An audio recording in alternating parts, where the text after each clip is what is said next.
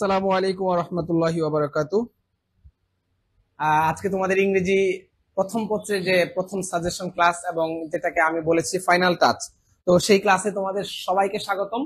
যারা 2024 পরীক্ষা দিচ্ছ তাদের আজকে বাংলা দ্বিতীয় পত্র পরীক্ষা ছিল এবং তোমরা অনেকেই আমাদেরকে জানিয়েছো তোমাদের পরীক্ষা আলহামদুলিল্লাহ ভালো হয়েছে। তো তোমাদের পরীক্ষার কথা যখন শুনি এবং ভালো হওয়ার খবর যখন শুনি তখন আমাদের মধ্যে এক ধরনের ভালো লাগা কাজ করে।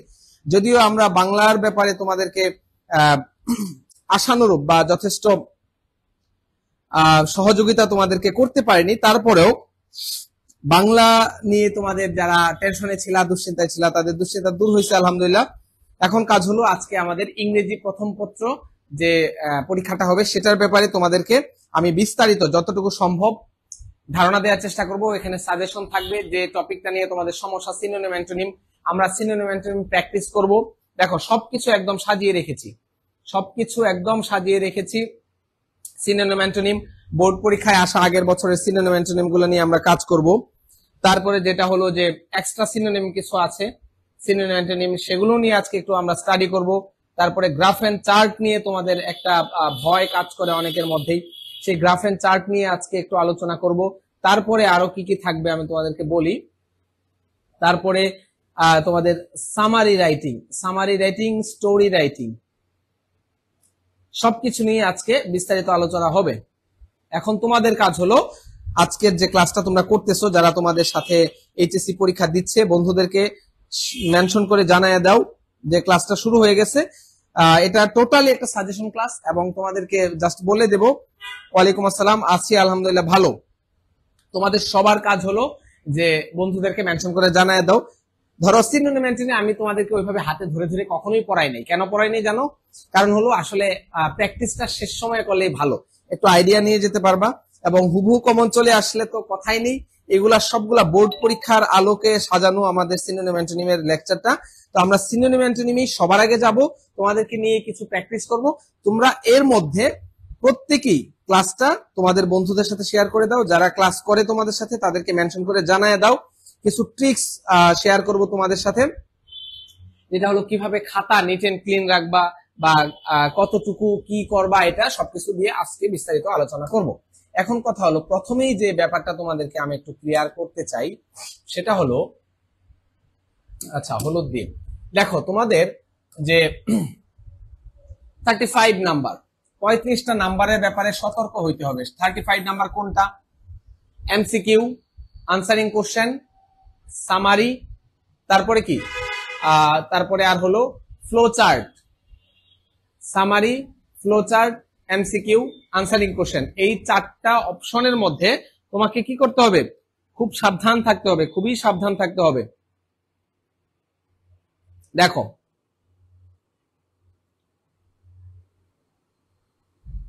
দেখো কি কি বলছি এখানে, একটা জিনিস খেয়াল করো। এই পাঁচ তোমাকে কনফার্ম করতে হবে। ভালো করতে হলে অবশ্যই তোমাকে এই 5 কনফার্ম করতে হবে, 5 কনফার্ম করতে হবে। এটার কোনো বিকল্প নাই, এই 5-এর ব্যাপারে তোমাকে নিশ্চিত থাকতে হবে যে এই 5 আমি আনসার করতে পারবো। তারপরে কি? তারপরে এই যে 15-র মধ্যে 15 নিয়ে তোমাদের একটা ভয় কাজ করে যে আনসারিং কোশ্চেন কিভাবে কি করব, কতটুকু লিখবো। তুমি চিন্তা করে দেখো 5টা প্রশ্ন থাকবে 3 করে, 15 নাম্বার। একটা প্রশ্নে যখন 3, তুমি একটা জিনিস মনে রাখবা যে তুমি যখন বাংলা প্রথম পত্র সৃজনশীল লিখতে গেছো, তোমার গ নাম্বার প্রশ্ন সেটা হলো 3 নাম্বারের প্রশ্ন। মানে কি, গ নাম্বার প্রশ্নে লেখার বিনিময়ে তুমি পাবা হলো 3 নাম্বার। তার মানে কি, তোমার প্রয়োগের যে নাম্বারটা সেটা তুমি পুরোপুরি ধরো ইংরেজি এখানে এখন হুবহু তোমার এটা করতে হবে না যে তুমি 3 নাম্বার যেমন 2 পৃষ্ঠা ধরে লেখো, এতটুকু লিখতে হবে না, এটা বলছি না। কিন্তু আমি তোমাকে ইম্পর্টেন্সটা বোঝানোর জন্য বলতেছি যে একেবারে কম লিখলেও কিন্তু এখানে হবে না, একেবারেই না। আচ্ছা, ভয় 4-5 নিয়ে বেশি ভয়। 4-5 নিয়ে কি বেশি ভয়? দেখো এখানে আছে কি, ফ্লো চার্ট আর সামারি রাইটিং। এখন ফ্লো চার্টের ব্যাপারে তোমাদেরকে আমি অনেকবার মানে ক্লাসে বিস্তারিত বোঝানোর চেষ্টা করছি। এখন আমি কিছু সাজেশনের কথা বলবো, যে সাজেশনটা তোমরা ফলো করবা কিসের জন্য? এই 4টা জিনিস কি কি? দেখো 1 নাম্বার হলো multiple choice, multiple choice question বা এমসিকিউ। এমসিকিউ তোমাদের হুবহু হুবহু কি একটা প্যাসেজ থেকে হুবহু 5টা প্রশ্ন দেয়া হবে। এই প্রশ্নটা এখানে তোমার কিছু ভোকাবুলারির ব্যাপার থাকতে পারে, কিছু তোমার হুবহু তথ্য থাকতে পারে, একেবারে সরাসরি ইনফরমেশন তোমাকে তুলে দেওয়া হইতে পারে। তো এটা তোমরা জানো, এটা নিয়ে আমি তোমাদেরকে আর বিস্তারিত বলতেছি না। তারপর 2 নাম্বার হলো শর্ট কোশ্চেন, এই দুইটা এটা হলো 5, এটা হলো 15, এই 20 নাম্বার। এই 20 নাম্বারের মধ্যে তোমার চেষ্টা করতে হবে যে একটা প্যাসেজ থেকে যে 20 নাম্বার আসবে ওই 20 নাম্বার তোমাকে নিশ্চিত করার চেষ্টা করতে হবে। এই 5 তো অবশ্যই, এই 5-এর কোনো মাফ নাই। ওই 15-এর মধ্যে তুমি যদি ভালো করে লিখো, এখন একটা জিনিস মনে রাখবা, তোমার যে খাতা, তোমার খাতার এক্সপ্রেশনটা বা একটা ভালো ইমপ্রেশন যদি তৈরি করতে চাও, তাহলে এই 3টা প্যাসেজ বা 3টা আনসারের ক্ষেত্রে তোমার মাথায় রাখতে হবে। 3টা বলতে এখানে 2টা, এখানে 2টা, 4টা টোটাল, মানে কি 1 2 3, আর এখানে এ বি থাকার কারণে এখানে টোটাল হবে 4টা। আর ইনফরমেশন ট্রান্সফার, ফ্লো চার্ট, এটা তোমার একটা সৌন্দর্য উপস্থাপন করার একটা সুযোগ, যে তুমি একটা সুন্দর খাতার মধ্যে কিভাবে একটা বক্স করলা, বক্স করে সেটাকে একটা ফ্লো আকারে নিয়ে তথ্যগুলা তুমি উপস্থাপন করলা। এই মানে 4টা আনসার করা দেখেই তোমার যে এক্সামিনার থাকবে, যিনি খাতা দেখবেন, তিনি সিদ্ধান্ত নেবেন তোমাকে রিটেনে কত নাম্বার দেবে। এটা মার্ক করে রাখো, আমি বারবার বলতেছি যে এই যে ওকে উইদাউট ক্লুজে প্রবলেম হয়, উইদাউট ক্লুজে প্রবলেম হয়, সামারি নিয়ে একটু টেনশনে আছি। ওকে, উইদাউট ক্লুজে প্রবলেম হয়, উইদাউট ক্লুজ। এখন একটা জিনিস খেয়াল করো যে উইদাউট ক্লুজের ক্ষেত্রে ধরো তোমার কাছে কিন্তু অপশনের অভাব নাই। উইথ ক্লুতে ঠিক আছে যে তোমার ব্রেনটা একটু কম কাজ করে, পরীক্ষার হলে বসে মাথাটা একটু কম কাজ করে, অপশন দেখলে তখন সেটা ব্যবহার করা সহজ হয়। কিন্তু সবসময় মাথায় রাখবা উইদাউট ক্লুটা কিন্তু ইজিয়ার। আমি বলছি, এখন মনে হইতে পারে যে হ্যাঁ ভাই আপনার কাছে তো সবই সহজ লাগে, ব্যাপারটা এরকম না। উইদাউট ক্লু কেন ইজিয়ার? কারণ হলো ধরো তুমি অসংখ্য শব্দের মধ্যে থেকে তোমার ইচ্ছা মতো একটা বসাইতে পারতেছো। যদি প্র্যাকটিস করে থাকো তাহলে এটা, হ্যাঁ এখন একটা ব্যাপার আছে, যদি খুব বেশি কঠিন কোনো প্যাসেজ চলে আসে, খুব বেশি কঠিন কোনো প্রশ্নে চলে আসে, তাহলে সেই ক্ষেত্রে ব্যতিক্রম। কিন্তু সাধারণত তুমি ধরো একটা শব্দ তোমার এখানে বসানোর কথা, ধরো তুমি কথার কথা ধরো যে সাকসেস, বা ধরো কি বলা যায় যে আমি একটা শব্দ খুঁজতেছি, বা যে শব্দটা আমি সিনোনিম করতে পারবো, দেখো স্টার্ট, স্টার্টের তুমি কি মানে এটা, এই শব্দটা এখানে কোনো কিছু শুরু বোঝাচ্ছে স্টার্ট, তুমি এখানে বিগিন দিতে পারো।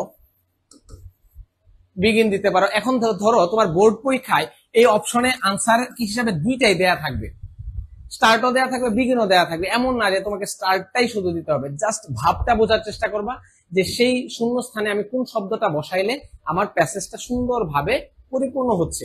একটু চিন্তা করতে হবে, যেহেতু উইদাউট ক্লু নিয়ে তোমাদের সমস্যা আছে, এখন সমস্যা সমাধান করার সময় না, এখন হলো একেবারে ফাইনাল টাচ, আমরা ফাইনালি কি করব, মানে কি করা যেতে পারে। একটা কথা হলো যে প্যাসেজটা জাস্ট ওই লাইনটা 2বার পড়বা, আগের লাইনটা পড়বা, পরের লাইনটা পড়বা, যে জায়গায় তুমি আটকে গেছো এর আগের লাইনটা থেকে জাস্ট একটা মানে পুরো সেন্টেন্সের। আরেকটা জিনিস আমি তোমাকে বলে রাখি যে ইনফরমেশন ট্রান্সফার, এটা কি? ইনফরমেশন মানে হলো তথ্য, ট্রান্সফার মানে হলো স্থানান্তর, মানে কি তথ্য স্থানান্তর। প্রত্যেকটা উইদাউট ক্লু সেন্টেন্স যেটাতে আটকে যাবা সেটা অবশ্যই তথ্য মানে কি বাংলা মিনিং করার চেষ্টা করবা। ধরো তুমি একটা সেন্টেন্সের একটা শব্দ খুঁজে পাচ্ছ না, ওইটার বাংলা মিনিং করে তখন উপযুক্ত শব্দটা বা কোন শব্দটা এখানে বসাইলে অর্থটা অর্থপূর্ণ হয় বা মিনিংফুল হয় সেটা তুমি বের করতে পারবা উইদাউট ক্লু। এখন হ্যাঁ তোমাদের ভয়ের জায়গা, সামারি যদি উপরের গল্প থেকে লিখি তাহলে কত নাম্বার পেতে পারো? শিহাব বলতেছ উপরের গল্প থেকে লিখলে অবশ্যই হুবহু লাইন লেখা যাবে না, উপরের গল্প থেকে হুবহু লাইন লেখা যাবে না। কারণ কি সামারিতে তোমার কত নাম্বার? সামারিতে তোমার 10টা নাম্বার। এই 10টা নাম্বারের কিন্তু অনেক দাম আছে। তুমি যদি হুবহু লিখো তোমাকে হয়তো 3 4 বা 3 4 5-এর মধ্যে দিতে পারে, বা হাইয়েস্ট 5 দিতে পারে হুবহু তুমি যদি লেখো। এটা অবশ্যই অ্যাভয়েড করো, আমি বারবার বলে রাখতেছি। একটু সেন্টেন্সটা এদিক সেদিক, ধরো তোমার একটা লাইন পছন্দ হয়েছে, তুমি এটা দিতে চাইতেছো, অবশ্যই নতুন ওয়ার্ড, হ্যাঁ অনন্যা বলতেছি নতুন ওয়ার্ড মাথায় আসতে চায় না। এখন এটা প্র্যাকটিসের উপরে, তুমি কতটুকু প্র্যাকটিস করছো, কতটুকু উইদাউট ক্লুতে সময় দিছো। তুমি যদি অন্তত 20 30 40টা বোর্ড কোশ্চেনও সলভ করে যেতে পারো তাহলে হয় কমন পড়বে, না হলে তোমার মানে শব্দ চলে আসবে। এটা টোটালি প্র্যাকটিসের উপরে, এটা নিয়ে ভয়ের কোনো কারণ নাই। কত লাইন লিখলে ভালো মার্কস পাওয়া যাবে? ভাইয়া সামারি কত লাইন লিখলে ভালো মার্কস পাওয়া যাবে? তুমি চেষ্টা করবা সামারি ধরো 5 থেকে 6 লাইনের মধ্যে লিখা, এর বেশি লিখবা না। সিম্পল সেন্টেন্স গঠন করবা, কোনো কমপ্লেক্স সেন্টেন্স বা compound sentence, and or but, তারপরে কি আরো মানে হাবি জাবি, হুইচ, হোয়াট, হোয়েন, হাউ, বা কমপ্লেক্স বা কম্পাউন্ড সেন্টেন্স গঠন করবে না।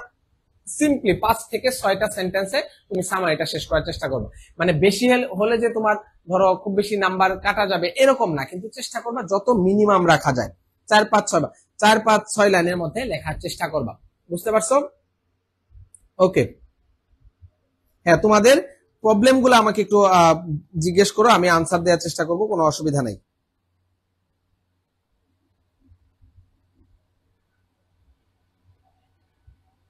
ওকে,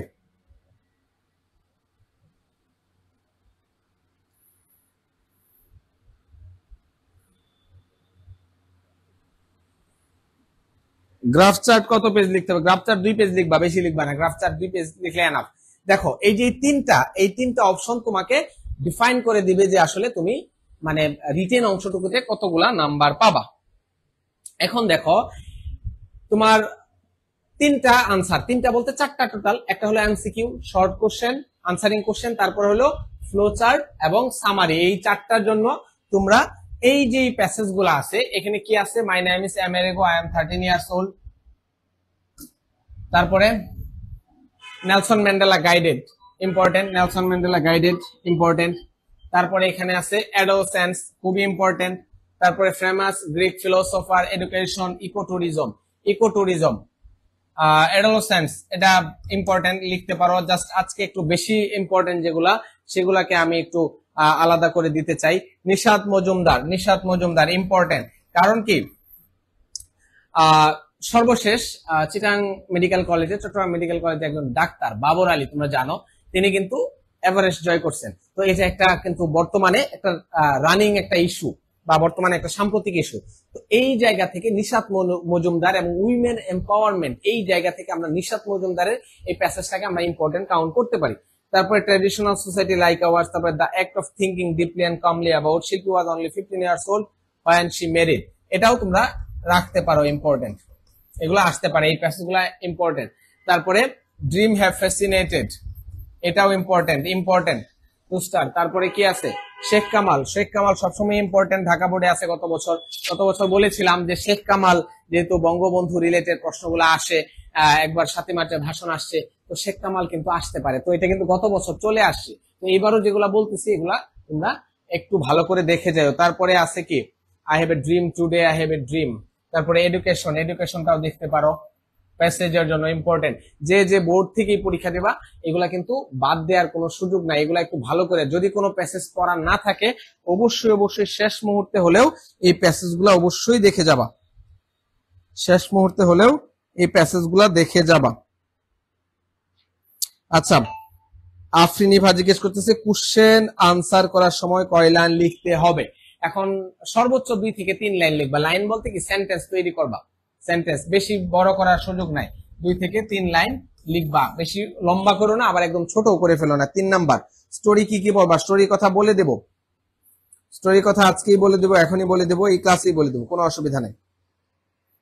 আচ্ছা, তোমরা ক্লাসটা শেয়ার করতেছো না, কেউ আসলে ক্লাসটা শেয়ার করে নাই, খুবই দুঃখজনক। কারো কোনো ক্লাস আসলে শেয়ার হয় নাই, আমি খুবই দুঃখজনক। ক্লাসটা শেয়ার করে দাও তোমাদের টাইমলাইনে, বা বন্ধুদের সাথে যারা ক্লাস পরীক্ষার্থী আছে তাদেরকে একটু শেয়ার করে দাও, তাহলে ভালো না?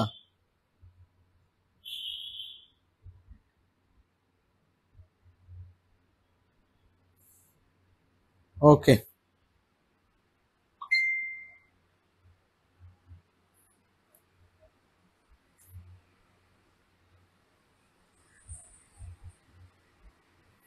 বন্ধুদের সাথে ক্লাসটা শেয়ার করে দিও, মোস্ট ইম্পর্টেন্টলি। আচ্ছা, আমরা যেটা বলছিলাম, তোমাদের গ্রুপগুলোতেও শেয়ার করে দিও, ফাইনাল সাজেশনটা তারা পেয়ে গেল।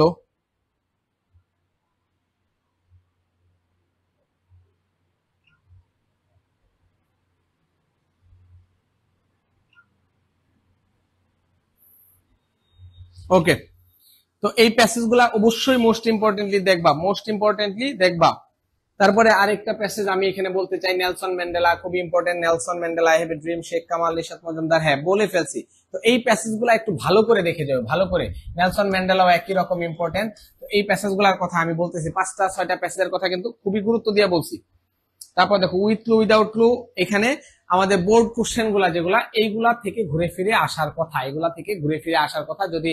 যদিও সময় নাই আসলে এখন প্র্যাকটিস করার, তোমরা প্র্যাকটিস করার সুযোগ নাই।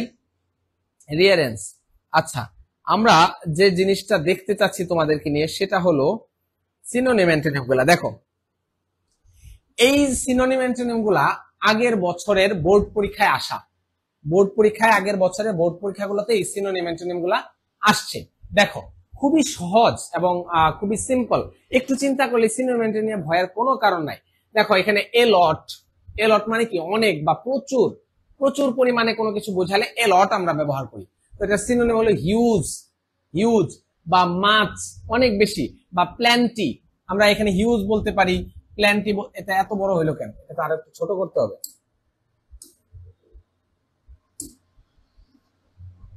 প্ল্যান্টি বা হিউজ, মাছ, প্ল্যান্টি। তারপরে এটার অ্যান্টোনিম হলো লিটিল, অল্প পরিমাণে, অল্প পরিমাণে। এ লট যেমন প্রচুর পরিমাণে বোঝায়, লিটিল মানে অল্প পরিমাণে। তারপর দেখো এ লট মাছ, আমরা হিউজ, প্ল্যান্টি বা মাছ ব্যবহার করতে পারি। তারপর দেখো এবিলিটি, এবিলিটি মানে সামর্থ্য। I have no ability to afford a car, মানে কি আমার একটা গাড়ি কেনার মতো সামর্থ্য নাই। এবিলিটি মানে সামর্থ্য, এবিলিটি সক্ষমতা। Capability, capability, capability. আর এটার অ্যান্টোনিম হলো ইনএবিলিটি, ইনএবিলিটি, ইনএবিলিটি। কোন কোন ক্ষেত্রে আমাদের কিছু প্রিফিক্স বসে সেটা অ্যান্টোনিম করা যায়, যেমন এবিলিটির আগে ইন বসছে, এবিলিটির আগে কি বসছে, ইন প্রিফিক্সটা বসে সেটাকে অ্যান্টোনিম করে ফেলছে। তারপরে অ্যাকসেপ্টেড, অ্যাকসেপ্টেড মানে হলো গৃহীত, গৃহীত। এটা হলো রিসিভড, রিসিভড বা রিজেক্টেড, অ্যান্টোনিম হলো কি রিজেক্টেড। অ্যাকসেপ্টেড, রিসিভড, বুঝতে পারছো? বা গ্র্যান্ট, অ্যাকসেপ্টেড বা গ্র্যান্টেড, গ্র্যান্টেড, গ্র্যান্টেড। দেখো সিনোনিম অ্যান্টোনিমের কিন্তু কোনো শেষ নাই, তোমার ইচ্ছা স্বাধীন অসংখ্য সিনোনিম অ্যান্টোনিম তুমি ব্যবহার করতে পারবা। তারপর দেখো অ্যাচিভ, অর্জন করা, একুয়ার বা গেইন, গেইন। এটা অ্যান্টোনিম হলো ভেইন, মানে কি নষ্ট করে দেওয়া বা বাতিল করে দেওয়া, ভেইন। তারপর দেখো এইলমেন্ট, এইলমেন্ট মানে হলো অসুখ, সিকনেস বা হ্যাপিনেস, সিকনেস, হ্যাপিনেস। তারপরে দেখো এইম, এইম মানে লক্ষ্য, লক্ষ্য। বা এটার কি সিনোনিম হলো গোল, আর অ্যান্টোনিম হলো এইমলেস, মানে কি যার কোনো লক্ষ্য নাই, মানে এটাই তো অর্থ বোঝায়। তারপর হলো এইম, লক্ষ্য, টার্গেট বা ইম্পালশন, ইম্পালশন। এটা খুবই আনকমন। ধরো তুমি একটা আনকমন শব্দ যদি মানে তোমার জানা থাকে তাহলে অবশ্যই সেটা ব্যবহার করবা। তারপর দেখো অ্যালার্ট, অ্যালার্ট মানে হলো সতর্ক। ওয়াচফুল, ওয়াচফুল বা সিনসিয়ার, সিনসিয়ার সতর্ক, সিনসিয়ার। বা কেয়ারফুল, কেয়ারফুল, আমরা কেয়ারফুল। ধরো তুমি কিছুই মনে পড়তেছে না, তুমি কেয়ারফুল দিলা, কেয়ারফুল যত্নবান বা অ্যালার্ট সতর্ক, এটা হইতে পারে। আনঅ্যাওয়্যার মানে কি অসতর্ক, বুঝতে পারছো এগুলা?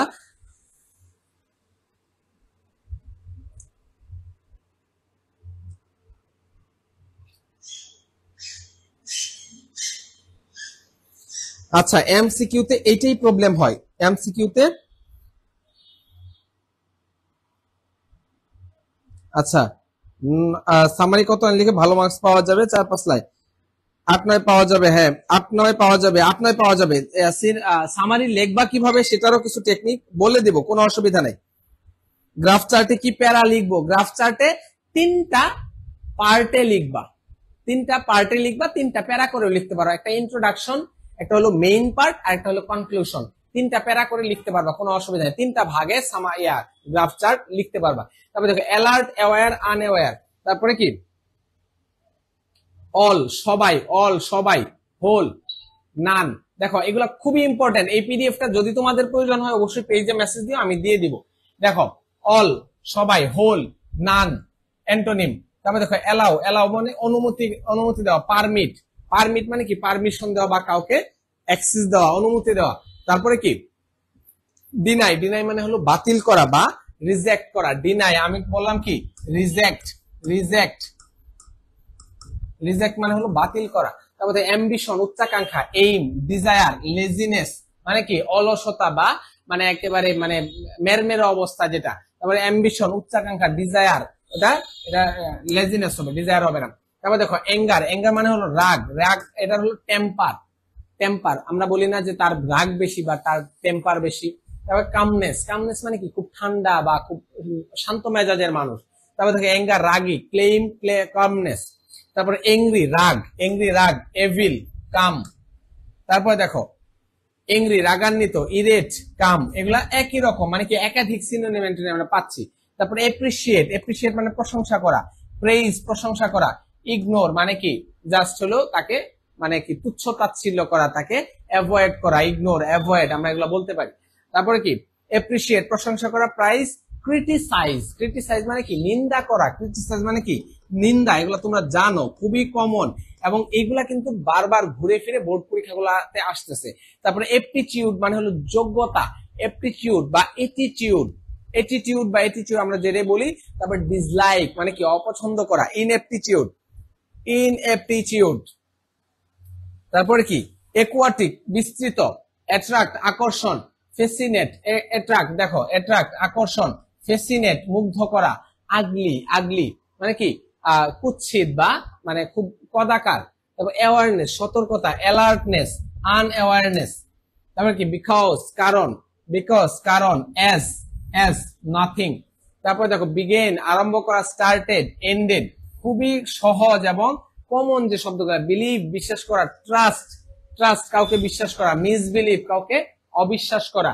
তারপরে বেস্ট ভালো, ফাইনেস্ট আর ওর্স্ট এগুলা খুবই কমন এবং প্রত্যেকটা কিন্তু আমি বারবার বলতেছি এগুলা কিন্তু বোর্ড পরীক্ষায় আসা প্রশ্ন, এইচএসসি বোর্ড পরীক্ষায় আসা প্রশ্ন, বোর্ড পরীক্ষায় আসা প্রশ্ন। সারা বাংলাদেশের বিভিন্ন বোর্ড পরীক্ষায় এই প্রশ্নগুলো আসে। তার মানে দেখো এগুলা একটু চোখ বুলাও, যদি এখন পর্যন্ত একেবারেই না পড়ে থাকো এগুলা একটু চোখ বুলাই গেলেও ইনশাল্লাহ ও কমন পড়তে পারে, কমন পড়তে পারে।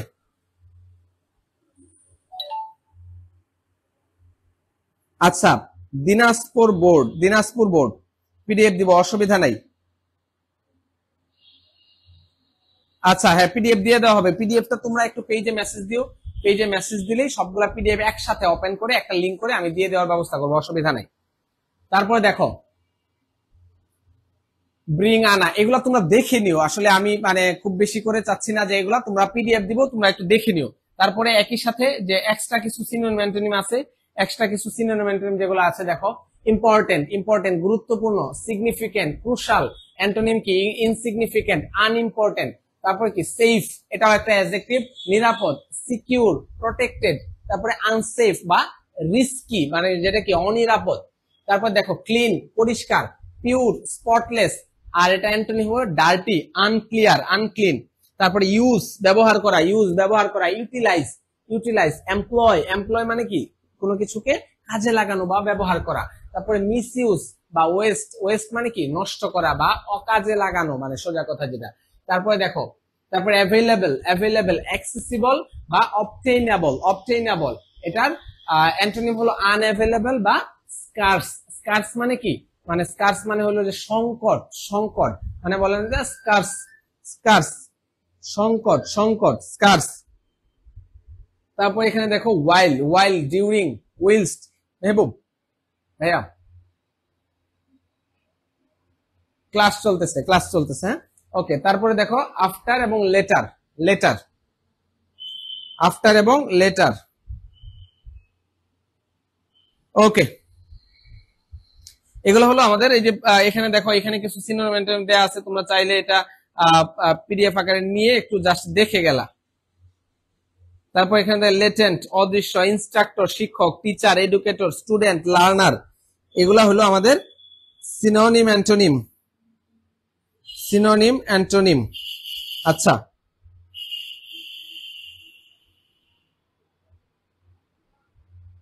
আচ্ছা স্টোরিতে কি প্যারা লিখবো, স্টোরিতে কি প্যারা লিখবো, এটা একটা প্রশ্ন করছো, স্টোরিতে প্যারা লিখবো কিনা। স্টোরিতে প্যারা লিখতে পারবা, স্টোরি যে এক প্যারায় লিখতে হবে, প্যারা একটা করবা শুধুমাত্র প্যারাগ্রাফের ক্ষেত্রে, প্যারা একটা শুধুমাত্র প্যারাগ্রাফের ক্ষেত্রে, আর কোন ক্ষেত্রে তোমার প্যারা একটা করার প্রয়োজন নাই।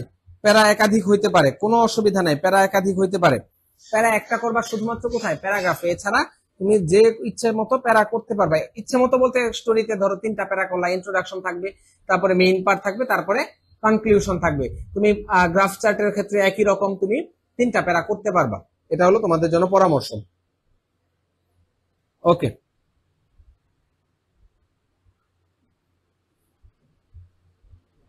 ওকে। তারপরে আমরা একটা জিনিস আজকে খেয়াল করব, সেটা হলো সামারি রাইটিং।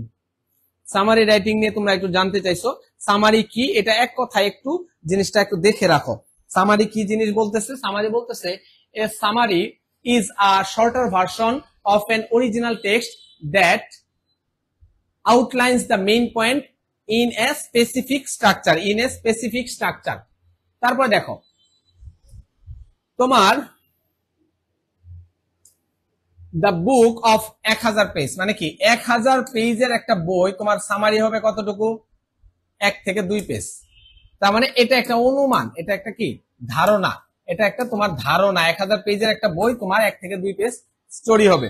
দেখো তুমি এখন প্রথমত কি করবা, প্যাসেজটা খুব সুন্দরভাবে বুঝে বুঝে পড়বা, প্যাসেজটা সুন্দরভাবে বুঝে বুঝে পড়বা। এখন কথা হলো, আমি বারবার যে কথাটা বলি, তোমার যদি প্যাসেজটা কমন পড়ে যায়, তাহলে এই প্যাসেজ তোমার বারবার বুঝে বুঝে পড়ার কোনো প্রয়োজন নাই, কারণ এটা তো তোমার অলরেডি কমন পড়ে গেছে। তুমি তো এটা জানো যে এখানে কি বলা আছে, বুঝতে পারছো? তোমার এটা মোস্ট ইম্পর্টেন্ট জিনিস যে তোমার মাথায় রাখতে হবে, যে আমার প্যাসেজটা যেন কমন পড়ে। আজকে কালকের মধ্যে হলেও যে ইম্পর্টেন্ট প্যাসেজ গুলার কথা বলছি, এগুলা এক নজর হলেও দেখে যাও, এক নজর হলেও দেখে যাও, এবং যে বই ফলো করতেছো কিনা ওটার যে সামারি আছে, সামারি অংশটা একটু দেখে যাও, তাহলে ভালো হবে। সাব হেডিংস এবং ইম্পর্টেন্ট লাইন, ইম্পর্টেন্ট পয়েন্ট, এটা আন্ডারলাইন করতে হবে। তুমি যে প্যাসেজটা পড়তেছো, এই প্যাসেজে ধরো একটা লাইন ইম্পর্টেন্ট, তুমি এরকম লাইনে টান দিলা, এটা কি তুমি হুবহু লিখবা? অবশ্যই না। তুমি এই জিনিসটা, এই থিমটাকে কাজে লাগায়া তুমি একটা সেন্টেন্স তৈরি করবা, মানে অর্থ একই থাকবে, কিন্তু কি করবা, তুমি তোমার মতো করে বাক্যটা সাজাবা, তুমি তোমার মতো করে কি করবা, বাক্যটা সাজাবা। ওকে, আজান দিচ্ছে। স্টোরি কয় পেজ ভাই? ইনফর্মাল লেটার ভাইয়া 2 পেজে লিখতে পারবো। ইনফর্মাল লেটার চেষ্টা করবা 1 লাইনে লেখা, তোমার ভিতরের পার্টটা এত বড় করার দরকার নাই। তুমি চেষ্টা করবা যে যে মেইন পার্টটা, মেইন মানে তোমার যে বেজোর যে ইটা আছে, তোমার যে বেজোর পৃষ্ঠাটা আছে, সেইখানে বেজোর পৃষ্ঠা মানে এক পৃষ্ঠা বা 3 পৃষ্ঠা বা 5 পৃষ্ঠা। 5 পৃষ্ঠা বলতে কি, আমি তোমাদেরকে বারবার ওই দিন বলে দিছি, ধরো এটা একটা বই, ধরো এটা একটা বই, ধরো তোমার এটা খাতা, খাতার এই পৃষ্ঠাটা হলো তোমার বেজোর পৃষ্ঠা, এই পৃষ্ঠাটা হলো কি তোমার বেজোর পৃষ্ঠা। এই পৃষ্ঠায় তোমরা ফর্মাল লেটার এবং ইমেইলটা লেখার চেষ্টা করবা, এবং 1 পৃষ্ঠায় লেখার চেষ্টা করবা, 2 পৃষ্ঠা ব্যবহার করবা না, কারণ 2 পৃষ্ঠা উল্টায়া দেখা, এটা একটা বিরক্তিকর কাজ। আবার এই পাশে খাতা এক্সামিন করতেছে, আবার এই পৃষ্ঠা উল্টায়া দেখা, এটাও এক বিরক্তিকর কাজ। যেটা 1 পৃষ্ঠায় লেখা, যেমন ইনফর্মাল লেটার এবং ফর্মাল লেটার দুইটাই, মানে ইমেইল এবং ফর্মাল লেটার, সেকেন্ড পেপারে ফর্মাল লেটার, দুইটাই তোমরা বেজোর পৃষ্ঠায় লেখার চেষ্টা করবা। ওকে, আগে তারিখ, আগে তারিখ, আফরিনিভা ইনফর্মাল লেটারে আগে তারিখ, তারিখ তারপরে স্থান লিখবা, আগে তারিখ তারপরে স্থান। ওকে, স্টোরি কয় পেজ লিখলে ভালো? স্টোরি 3 পেজ লিখবা, 3-4 পেজ লিখবা, স্টোরি 3-4 পেজ লিখলে কোনো অসুবিধা নেই। ভাই চোখের অভিজিৎ, চোখের সমস্যা মাঝে মধ্যে হয়, যে স্ক্রিনে তাকাই থাকতে, একটা ডিসপ্লেতে তাকাই থাকতে একটা চোখের অনেক সমস্যা হয়ে গেছে, তো এটা ঠিক করতে হবে।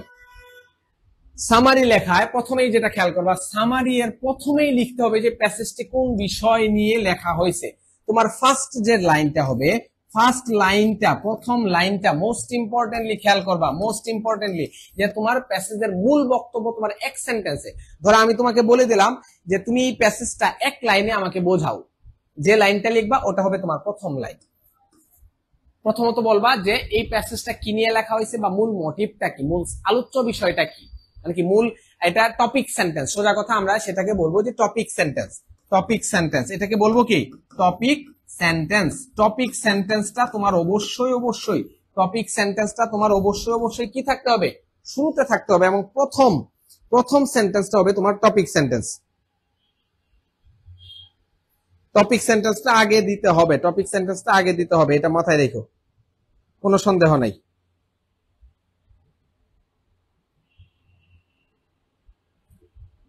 ওকে,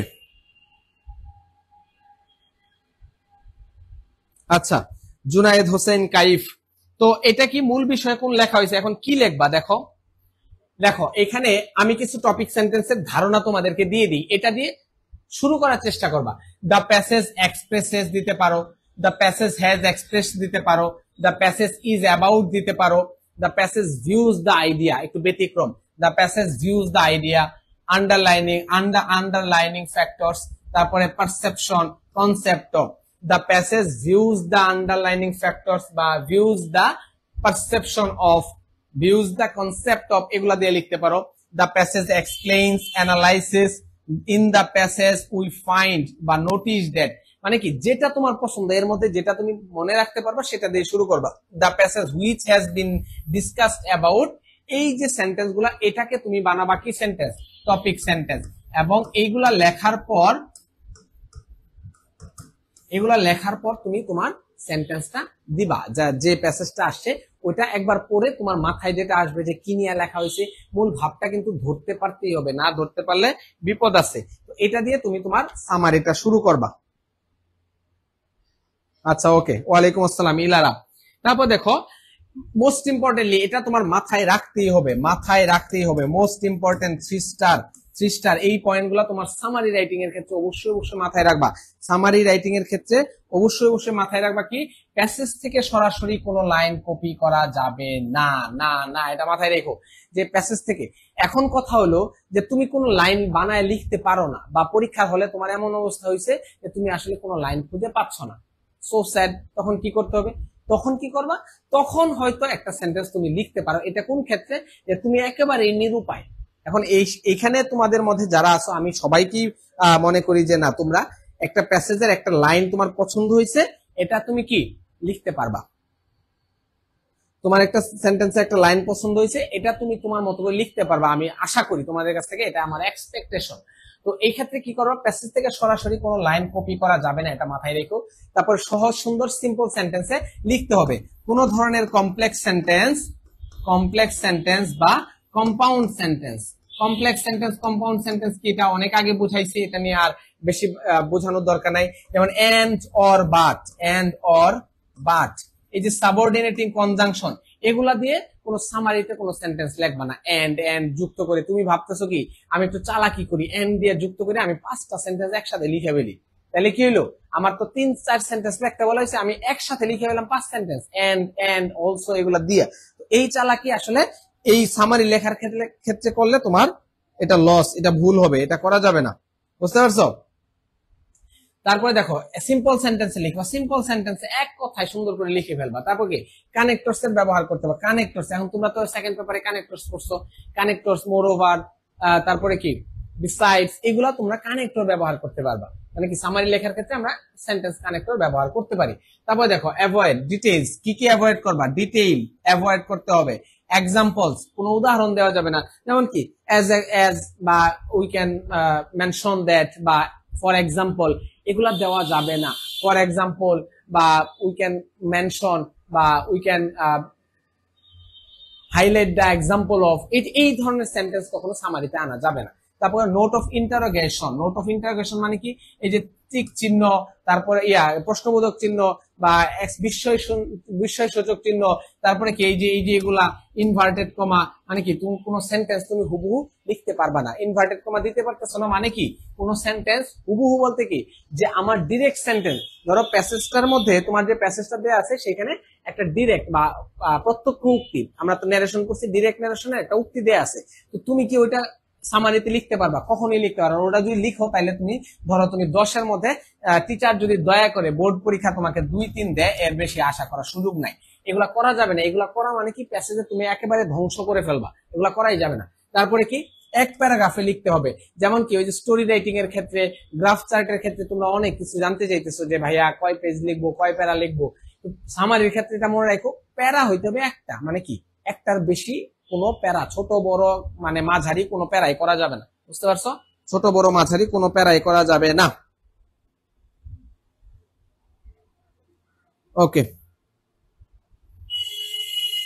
ওকে ফারিন রহমান, সামারিতে কি প্রভাব ইউজ করা যাবে কি না। এখন ধরো তোমার কাছে মনে হচ্ছে যে তুমি একটা প্রভাব নিজে থেকে লিখতে পারতেছো, বা এই গল্পটার সাথে একটা প্রভাব যায়, মানে আমার কথা বোঝার চেষ্টা করো তনুশ্রী, যে তুমি বুঝতে পারতেছো যে একটা মানে প্রভার্ব আমি এই সামারির সাথে ব্যবহার করতে পারি। তো এটা তুমি যদি দাও, তোমাকে কেটে দিবে না, নাম্বার কেটে দিবে না, এরকম মানে এরকম না। এটা কিন্তু তোমার হুবহু যে তোমার ওই সামারিতে আছে বা ওই প্যাসেজে আছে এরকম প্রভাব যদি থাকে তাহলে সেটা হুবহু না দেওয়াই ভালো, না দেওয়াটাই বা দিবা না, সোজা কথা। তুমি যদি নিজে থেকে মনে করো যে না এই গল্পটার সাথে এই প্রভাবটা সামঞ্জস্যপূর্ণ বা যুক্তিযুক্ত, তখন তুমি সেই প্রভাবটা ব্যবহার করতে পারো। ওকে সেজান, ওয়ালাইকুম আসসালাম ভাই, কি অবস্থা? এইচএসসি পরীক্ষা চলতেছে, ওরা খুবই দুশ্চিন্তার মধ্যে, ওদের জন্য ইংরেজি একটা ক্লাস রাখছি। তারপরে দেখো সুন্দর একটা কনক্লুডিং রিমার্কস। কনক্লুডিং রিমার্কস মানে কি, তোমার একটা লাইন থাকবে যেটা ফিনিশিং লাইন। মানে কি, দেখো গোল পোস্টে একটা বর্ডার লাইন থাকে না, যে যেটা ক্রস করলে গোল হয়ে যায়, এই টাইপের তোমার একটা বর্ডার একটা দিতে হবে, যে না এইটার মধ্যে দিয়ে তুমি তোমার সামারিটা ক্লোজ করলা। এই ক্ষেত্রে কি করবা, তুমি তুমি চেষ্টা করবা যে টপিক সেন্টেন্সে যেমন তুমি একটা সেন্টেন্স দিয়ে তুমি পুরো প্যাসেজটাকে উপস্থাপন করছো, ফাইনাল যে লাইনটা লিখবা সেটা দিয়ে তুমি কাইন্ড অফ ক্লোজিং, মানে কি তুমি বন্ধ করে দিলা, যে যা বক্তব্য ছিল এই সেন্টেন্সটার মধ্য দিয়ে পুরা প্যাসেজের সকল বক্তব্য সমাপ্ত হইলো, এই টাইপের একটা লাইন তুমি কনক্লুডিং সেন্টেন্স হিসেবে দেওয়ার চেষ্টা করবা।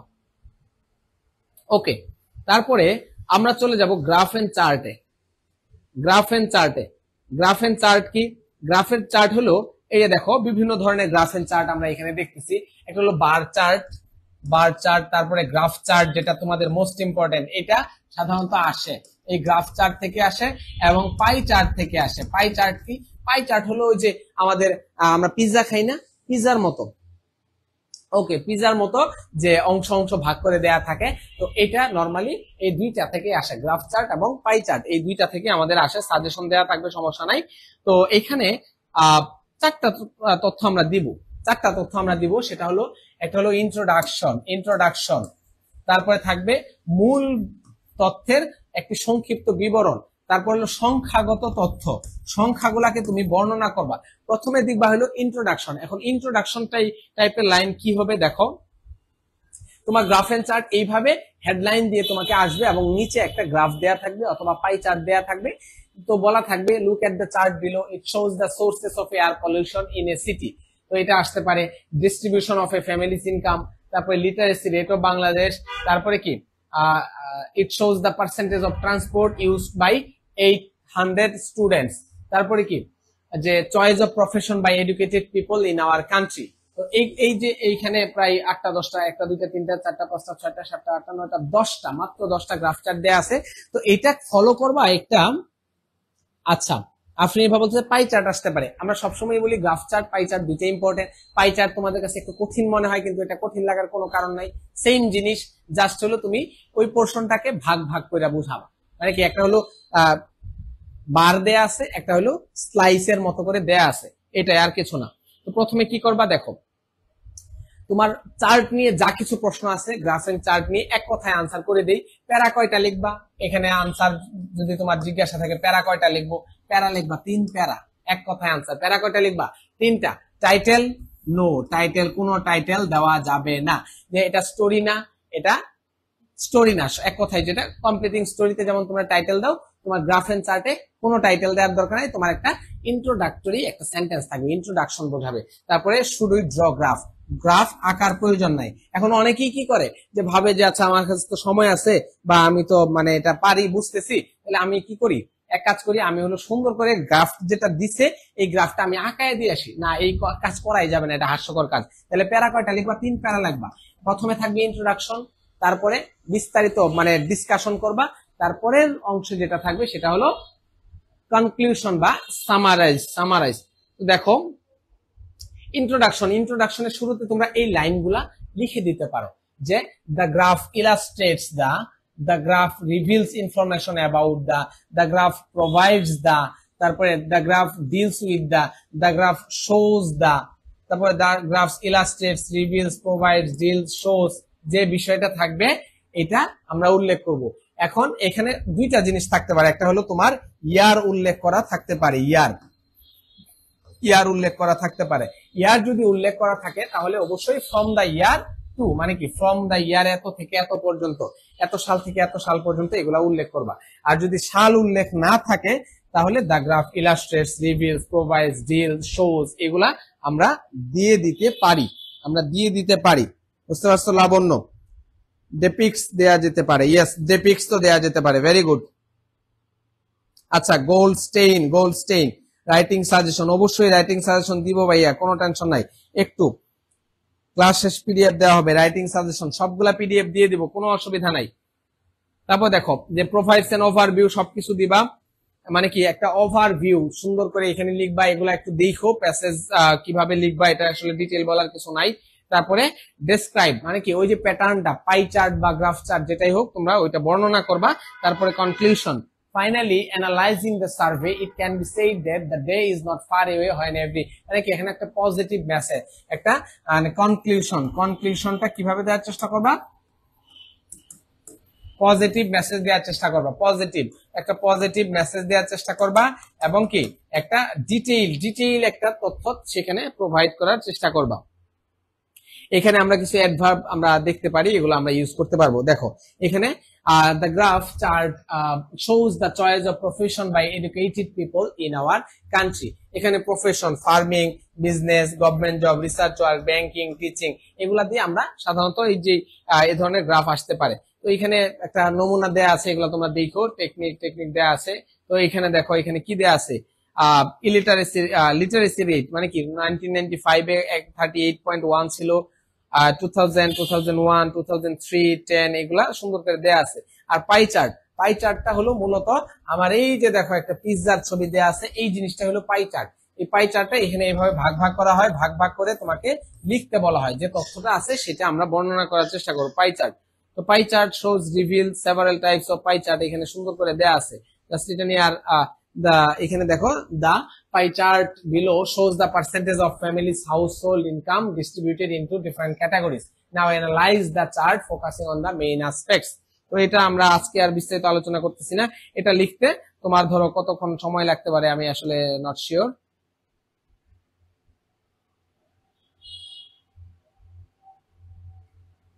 আচ্ছা, গ্রাফ এন্ড চার্ট আমরা দেখতেছিলাম।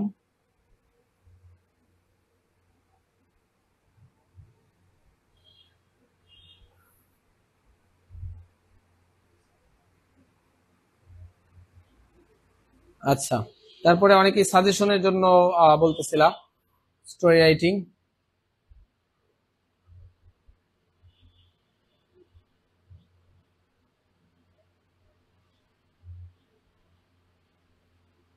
আচ্ছা, রিয়ারেঞ্জ, এখানে রিয়ারেঞ্জ কি 2-3 টাইপের রিয়ারেঞ্জ আসে, একটা হলো বায়োগ্রাফি, একটা হলো হিস্ট্রি, একটা হলো জেনারেল সাধারণ যে ঘটনাগুলা, এগুলা থেকে রিয়ারেঞ্জ আসতে পারে। রিয়ারেঞ্জ এখানে কয়েকটা দেয়া আছে, বায়োগ্রাফি থেকেই আমরা মোস্টলি কমন পাওয়ার কথা। তারপরে যদি না আসে তাহলে কি করবা, একটু চেষ্টা করে বা সিক্স সেন্স কাজে লাগাই লিখতে হবে। তো এখানে রিয়ারেঞ্জের যে একটা সাজেশন আছে, অ্যাস্ট্রোলজার কিং, ঢাকা মেট্রোয়েল, খান জাহান আলী, হাজী মোহাম্মদ মহসিন, কাজী নজরুল ইসলাম, সক্রেটিস।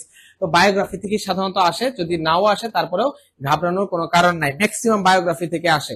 তারপরে গ্রাফ এন্ড চার্টের একটা সাজেশন এখানে আছে, কমপ্লিটিং স্টোরির একটা সাজেশন 15টা। দেখো এখানে এগুলার মধ্যে থেকেই তোমার যদি ট্র্যাডিশনাল আসে, ট্র্যাডিশনাল যদি গল্প আসে, ট্র্যাডিশনাল স্টোরি যদি আসে, ট্র্যাডিশনাল স্টোরি, তাহলে এর মধ্য থেকেই তোমার কমন চলে আসার কথা, traditional story. An honest would কাটার, ওই যে উড কাটার কাঠ কাটতে যায় সেটা আমাদের আসতে পারে। তারপরে ডেভোশন টু মাদার, এই যে বাইজুল বোস্তামের। তারপরে অ্যান আন্ট অ্যান্ড ডোভ, তো ওই যে ঘুঘু এবং পিঁপড়ার যে গল্পটা, কামড় দেওয়ার গল্পটা, সেটা আসতে পারে। তারপরে dress doesn't make a man great, তো ওই যে পোশাক যে মানুষকে মহৎ করে না, সেটা আমরা আসতে পারি। তারপরে দ্য জাজমেন্ট অফ ওয়াইজ জাজ, where there is a will there is a way, money can't bring happiness, grasp all, lose all, Rahima was a school girl whose. তো এখন কথা হলো রিসেন্ট ইয়ার্সে যেটা আছে যে আমাদের স্টোরি আসতেছে ক্রিয়েটিভ স্টোরি, ট্র্যাডিশনাল না এসে কি আসতেছে, ক্রিয়েটিভ স্টোরি।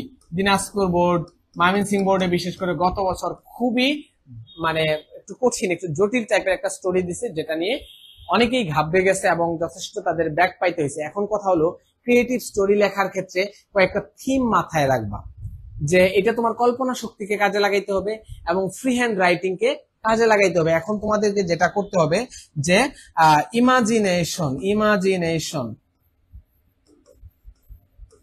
ইমাজিনেশনটা ভালোভাবে করতে হবে, এবং ইমাজিনেশনের ক্ষেত্রে তুমি একটা পজিটিভ মাইন্ডসেট রাখার চেষ্টা করবা, পজিটিভ,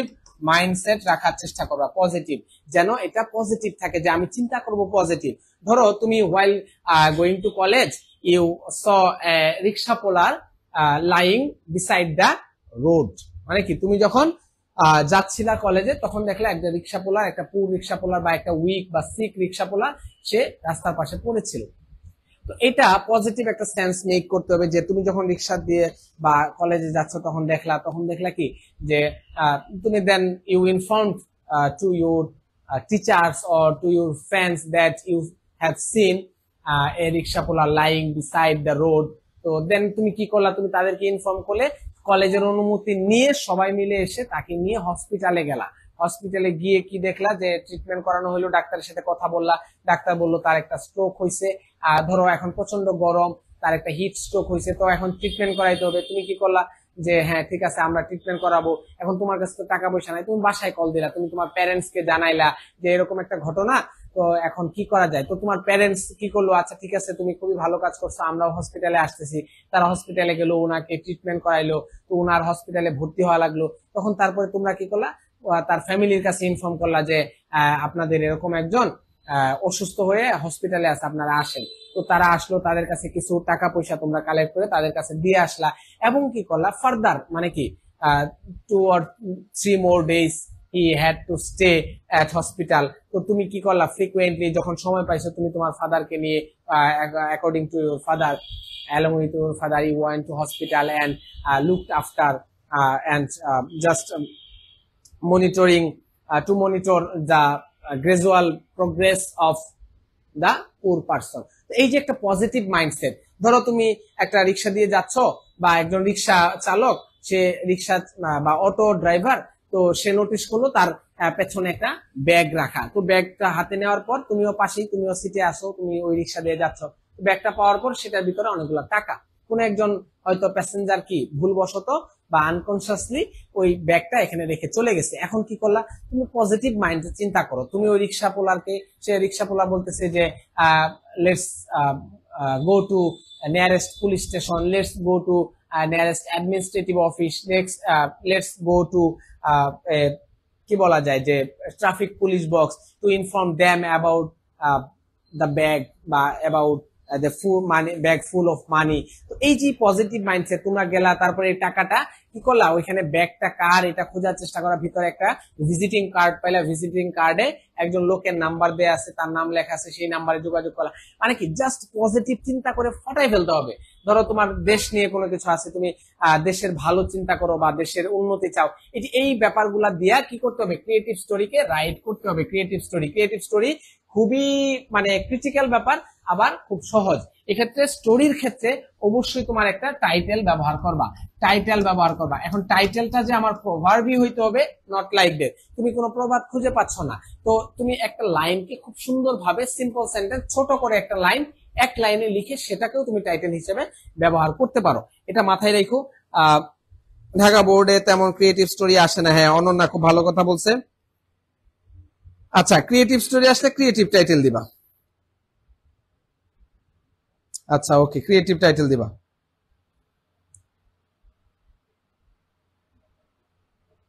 আচ্ছা, আরেকটা জিনিস, কিছু স্ট্র্যাটেজি ফলো করবা, যে রিটেনের ক্ষেত্রে কার্পণ্য করবা না, প্রচুর লিখে আসবা। মানে কি, ধরো তোমার কমন পড়ছে বা পড়ে নাই, ধরো তুমি একটা প্যারাগ্রাফ খুব ভালোভাবে পড়ে গেছো, সেটা আসে নাই সেকেন্ড পেপারের ক্ষেত্রে, তুমি একটা স্টোরি ভালো করে পড়ে গেছো, সেরকম মানে 5টা-10টা স্টোরির মধ্যে আসে নাই, আসছে একটু অপরিচিত বা তোমার প্রিপারেশন কম, মানে কার্পণ্য করা যাবে না। কলমের কালি যতক্ষণ আছে, খাতার পাতা যতক্ষণ খালি আছে, লিখে আসতে হবে, ঘুমায়া সময় যতক্ষণ আছে।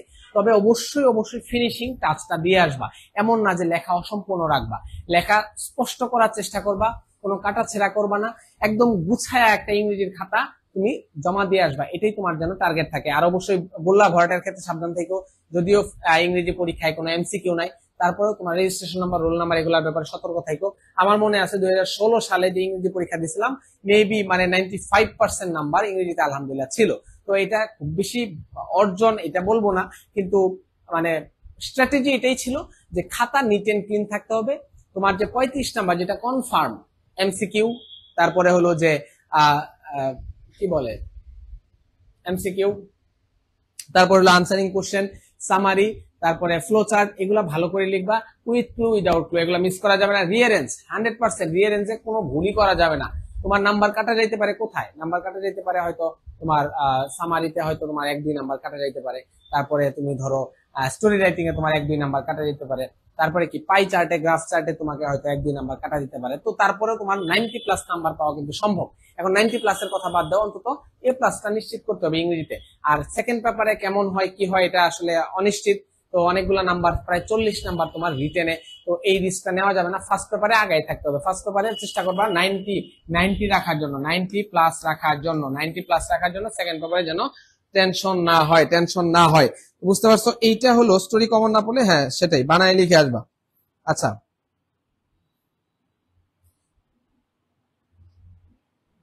ওকে, এটা হলো তোমাদের স্টোরি রাইটিং। তো স্টোরি নিয়েও কথা হইলো।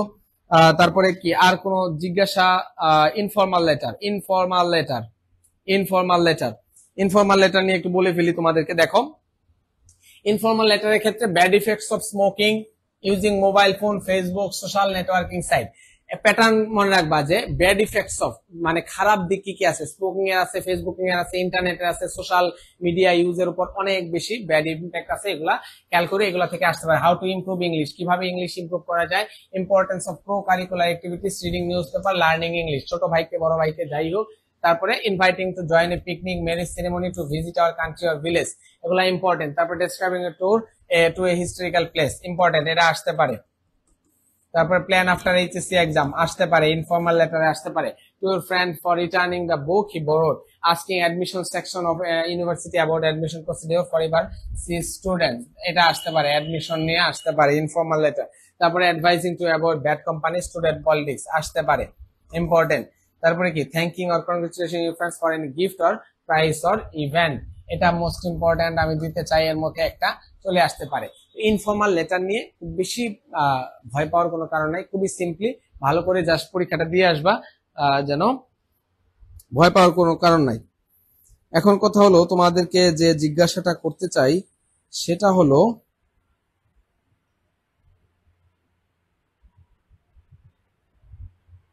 আচ্ছা বানিয়ে লেখার ক্ষেত্রে তোমার একটা জিনিস মনে রাখবা যে তোমাদের এইচএসসি পরীক্ষার খাতা মূল্যায়নের জন্য যে সময় দেওয়া হবে সেই সময়ে এই স্টোরি লাইন বাই লাইন, এই কি বলে যে informal letter line by line, graph chart line by line পড়ার সময় কোনো টিচারের নাই।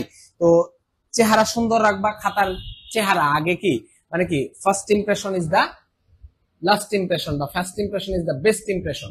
প্রথমেই দেখে যেন তোমার খাতাটা মনে হয় যে না পরিষ্কার পরিচ্ছন্ন গোছানো একটা শিক্ষার্থীর খাতা আমার হাতে আসে। ওই টিচারের সাথে তোমার কোনো শত্রুতা নাই, ওই টিচার তোমার খারাপ পকেটে চায় না, তোমার নাম্বার তার পকেটে মানে কি এমন না তার পকেট থেকে বা তার ঘর থেকে নাম্বার দিতে হবে, তার নাম্বার তোমার নাম্বার তোমার খাতাতে আছে, তার দিতে আপত্তি কেন? তোমার কাজ হলো খাতা নিট এন্ড ক্লিন রাখবা, পরিষ্কার পরিচ্ছন্ন রাখবা। আর যে কনফার্ম যে নাম্বার গুলা যেটা আসলে বোর্ড ঠিক করে দেয় যে কোনটার আনসার কি হবে, সেই আনসার গুলা অবশ্যই এক্সাক্ট করে আসবা। বাকিটা হলো সুন্দর লেখার উপরে, গুছিয়ে লেখার উপরেই, খাতার প্রেজেন্টেশনের উপরে বাকিটা ডিপেন্ড করে। আচ্ছা, বাংলার ক্ষেত্রে এ প্লাস তোলা ইজি, ইংরেজির ক্ষেত্রে এ প্লাস তোলা ইজি, ভয়ের কোনো কারণ নেই।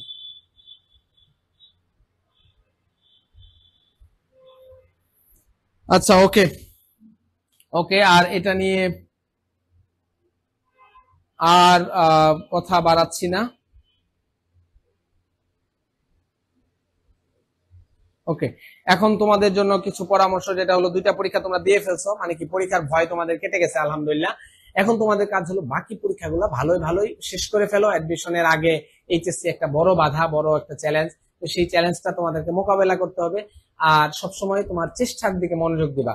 তোমার যা কিছু হবে সেগুলো নির্ধারিত এবং সেটা তোমার তাকদীর ভাগ্যে লেখা আছে, এটাই আমাদের বিশ্বাস এবং বিশ্বাস করতেই হবে। তাহলেই তোমার জন্য সহজ হয়ে যাবে। তোমার কাজ কি চেষ্টা করা, পরিশ্রম করে যাওয়া, বাকিটা রেজাল্টের জন্য তুমি উপরের দিকে তাকায় থাকবা, সৃষ্টিকর্তার দিকে, আল্লাহর দিকে হাত তুলে মোনাজাতে বলবা যে আল্লাহ যেন আমার পরীক্ষাটা ভালো হয়, আমি যেন রেজাল্ট ভালো করে করতে পারি, মন মতো যেন রেজাল্ট করতে পারি, সেই দোয়াটা আল্লাহর কাছে করবা। আর বেশি বেশি আল্লাহর কাছে চাইতে হবে, চাওয়ার মতো করে চাইতে হবে। অনেক বেশি না চাইলে আল্লাহর কাছে পাবা কি? তুমি চাবা আল্লাহ যেন আমি 100-তে 100 পাই, 100-তে 100 চাইলা, কিন্তু হয়তো পাইলা না, কিন্তু বেশি চাইতে অসুবিধা কোথায়? তো বেশি বেশি আল্লাহর কাছে চাওয়া, আর চাওয়ার মাধ্যম তো অবশ্যই দোয়া, এবং দোয়া নামাজের মাধ্যমে আল্লাহর কাছে সাহায্য চাইতে হয়। আর যে অন্য ধর্মের যে অনুসারী যারা আছো তারা তাদের ধর্মের মতো করে তোমরা তোমাদের মতো করে চেয়ে নিবা। আর সবসময় কি সৎ থাকার চেষ্টা করো। তুমি যে পরীক্ষাটা দিচ্ছ এটা একটা সততার পরীক্ষা। তুমি তুমি যখন সৎ থেকে তুমি তোমার পরীক্ষাটা যখন পরীক্ষায় যখন ভালো করার চেষ্টা করবা, সেই সততার ফল তুমি পাবাই।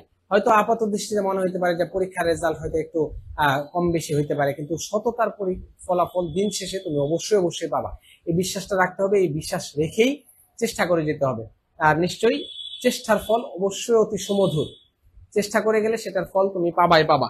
ইনশাল্লাহ তোমাদের সবার জন্য অনেক অনেক শুভকামনা, অনেক অনেক দোয়া, অনেক অনেক দোয়া।